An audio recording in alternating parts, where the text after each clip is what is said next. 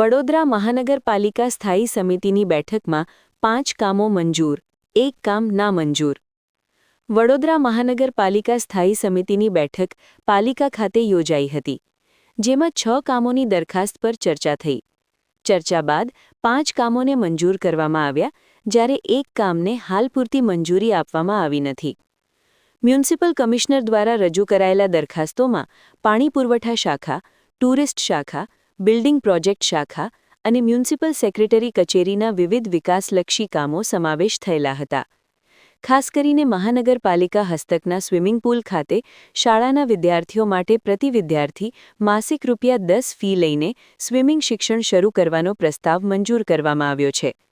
બીજી તરફ વડોદરા શહેરના ગોત્રીમાં નવીન ક્રિકેટ ગ્રાઉન્ડ બનાવવાના કામને હાલ પૂરતી મંજૂરી મળતી નથી.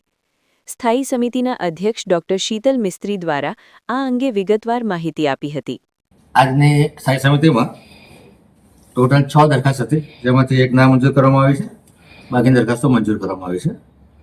પાણી પુરવઠા શાખા દ્વારા ખાનપુર ખાતે જે WTP છે એમાં નવીન chlorine leak absorption system, diesel generator set અને ઇલેક્ટ્રિકલ મિકેનિકલ ઇન્સ્ટ્રુમેન્ટેશન અપગ્રેડેશનનું કામગીરી આવેલી છે.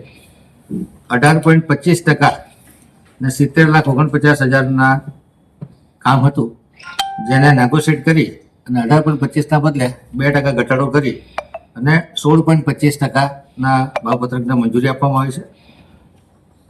ફાઇનલી માર્કેટ રેટ કરતાં 0.80% વધુનું કામ થાય છે.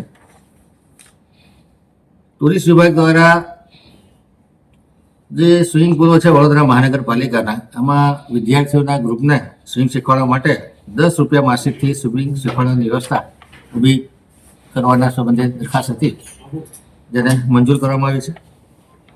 વડોદરા મહાનગરપાલિકા દ્વારા દિવ્યાંગોને લગ્ન માટે વિનામૂલ્યે અતિથિ ગૃહ આપવા બાબતે જરૂરી નીતિ નિયમો જે કમિશનર તરફથી મોકલવામાં આવ્યા હતા, જેમાં દિવ્યાંગોને મફત અતિથિ ગૃહ મળે એ બાબતની જે દરખાસ્ત હતી, જેને મંજૂર કરવામાં આવી છે. બિલ્ડિંગ પ્રોજેક્ટ શાખા દ્વારા FP 128 TP 60માં FP 128 ઉપર નવીન ક્રિકેટ ગ્રાઉન્ડ બનાવવાની દરખાસ્ત હતી, જેમાં મલ્ટી યુટિલિટી સ્પોર્ટ્સ કોમ્પ્લેક્સ બનાવવાના વિચારને લઈ અને કામને નામંજૂર કરવામાં આવ્યું છે. વડોદરા શહેરમાં સયાજીગંજ ખાતે જે હયાત સિટી બસ સ્ટેશન છે, ત્યાં આગળ બસ ચાર્જિંગ સ્ટેશન બનાવવાનું કામ 70% વધુ મુજબ ₹7,36,40,336 ભાવપત્રકને મંજૂરી આપવામાં આવી છે.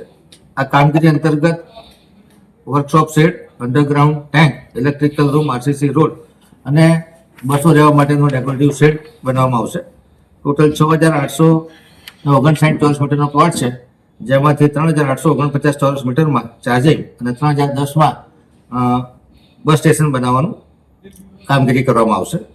14 બસોનું ચાર્જિંગ એક સાથે થઈ શકશે અને સાથે 26 બસોનું પાર્કિંગ, એટલે ટોટલ 40 બસની કેપેસિટી ઊભી કરવામાં આવશે.